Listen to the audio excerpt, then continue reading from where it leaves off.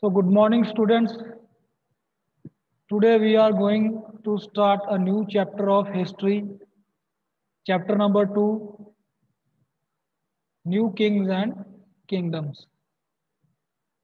So here I am going to share with you the screen. So this is our chapter number 2, New Kings and Kingdoms.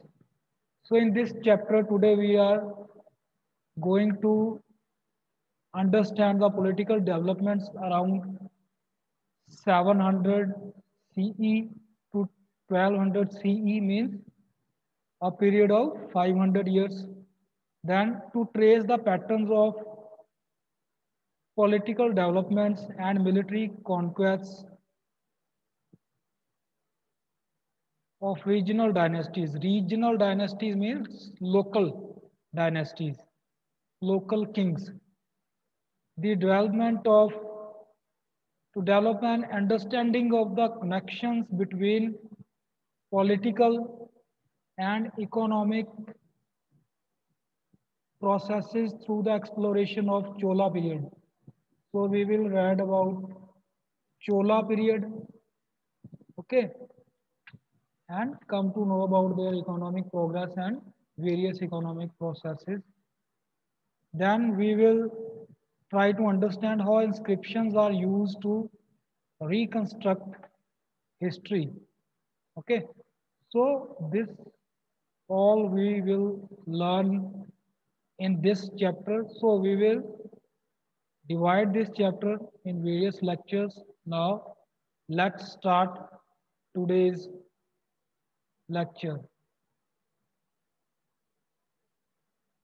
So the period between 700 CE and 1200 CE, that is a time of 500 years, was characterized by the emergence of three regional states across the subcontinent. These new kingdoms marked a departure from earlier state structures of empires of the ancient period. So here three prominent kingdoms will come to play, okay, come on the map of the subcontinent. Subcontinent means the India, okay. So we will read about three kingdoms, the Palas in eastern India, Gurjara Pratiharas in western India and Gangetic Plains, and the Rashtrakutas in the Deccan and southern India. Okay, so these are the new kings and kingdoms. These are the new kingdoms. Now we will study about various kings of these kingdoms. So there was constant struggle for supremacy among the three kingdoms over the control of Kannauj. So students, these three kingdoms, that means Palas, Gurjara Pratiharas and Rashtrakutas, they remain busy in wars with one another for control over Kannauj. So Kannauj was a very prosperous area. Okay, it was very important for the from the point of view of trade, since it was surrounded by two rivers, and with it was a highland, so it was difficult to capture. That's why everyone wants to capture Kannauj and establish control over Kannauj. So with the end of the Gupta dynasty, the focus shifted from the Gangetic plains to Patliputra to Kannauj. Kannauj was strategically linked to trade routes going eastwards into Gangetic plains as well as to those going towards the south. So owing to its strategic location, the Palas, the Gurjara Pratiharas and the Rashtrakutas directed their military activity towards its conquest from the 8th to 10th century CE. The struggle over Kannauj was an attempt to revive the notion of a single kingdom ruling the entire country. Let's take a closer look at the kingdoms involved in the struggle. Now we will see how these three kingdoms were engaged in wars with one another for Kannauj. Okay, so here you can see Kannauj. Okay, now first we will learn about Palas. So the Palas dominated eastern India, centered around Bihar and Bengal for almost 4 centuries. The Palas were a great kingdom, a great dynasty of rulers which used to rule over eastern India, Bihar, okay, Bihar, Bengal, Odisha, etc. in these areas. Okay. The Pala dynasty was founded by the king Gopala according to the Tibetan monk Taranath. Gopala was elected as king in the 8th century CE by the local leaders of the region. So according to Buddhist monk Taranath, the Gopala was an elected king. Okay. So those kingdoms whose kings were elected, they were known as republics.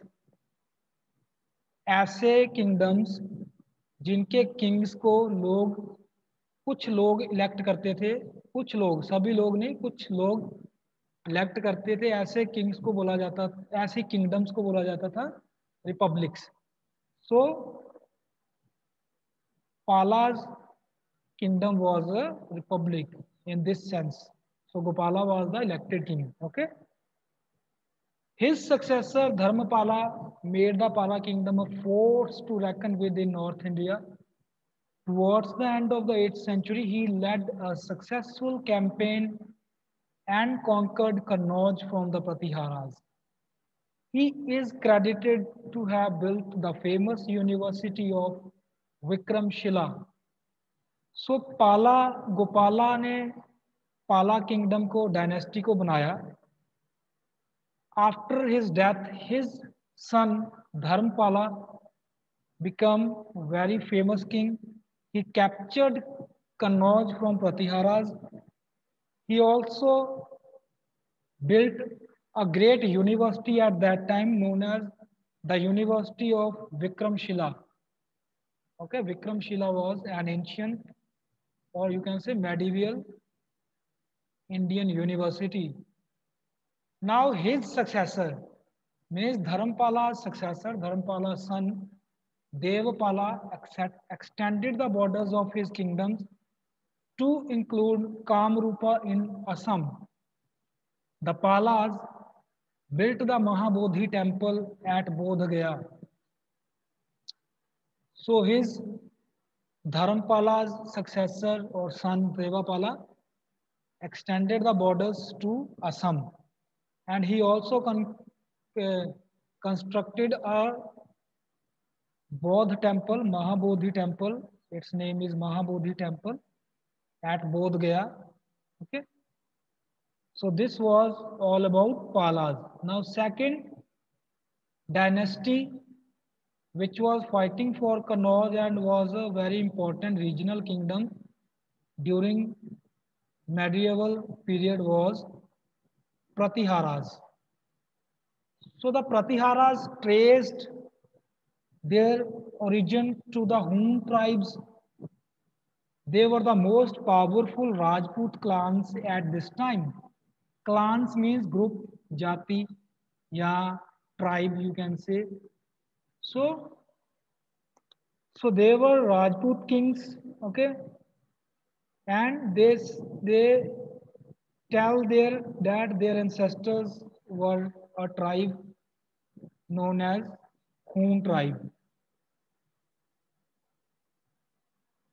The first important Pratihara king was Nagbhatta I, who in the 8th century bravely resisted Arab invasions. So during the time period of Pratihara king Nagbhatta I, the Arabs, people from Arab invaded India. He fought with them bravely. The greatest ruler of this dynasty, means Pratihara dynasties, was Meher Bhoj, who ruled from 836 CE to 886 CE. The Pratiharas during the reign of Bhoja extended their control over large parts of Rajasthan and Malwa, and for a brief while even controlled Kannauj. So Pratiharas also had control over Kannauj for some time.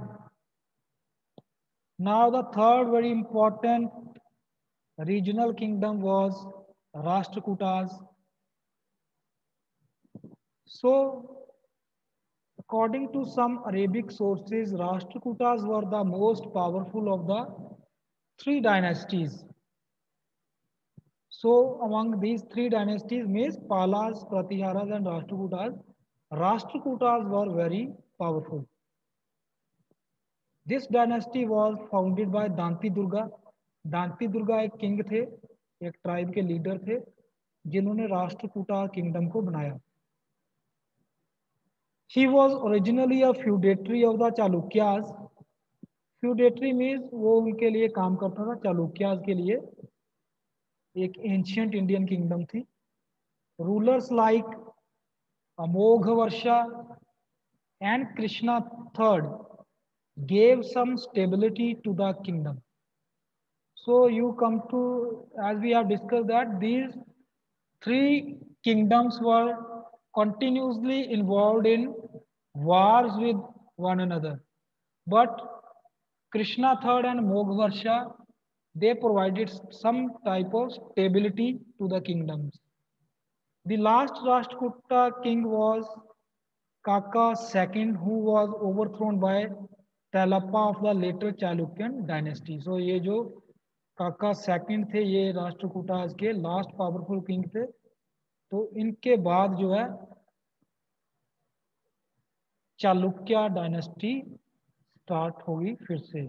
Okay, so now we will learn about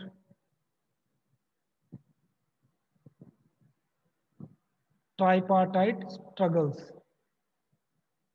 तो इन तीनों के बीच में जो Wars हुई हैं, राष्ट्रकूटास, पालास and Pratiharas, इसको हम बोलते हैं the tripartite struggle. Try means three, partite means party. A struggle, a war between three parties. So after the capture of Kannauj by the Pratihara ruler Nagbhatta II, Kannauj remained under the control of Pratiharas as the power of Palas and Rashtrakutas considerably declined by the 9th century. So the last Pratihara ruler of Kannauj was defeated by Mahmud of Ghazni in 1017 CE. So in this way, the tripart struggle came to an end. Mahmud Ghazni ने जब last Pratihara ruler को हरा दिया कन्नौज में, उसके बाद tripartite struggle जो है अपनी खत्म होगी, एंड हो गई.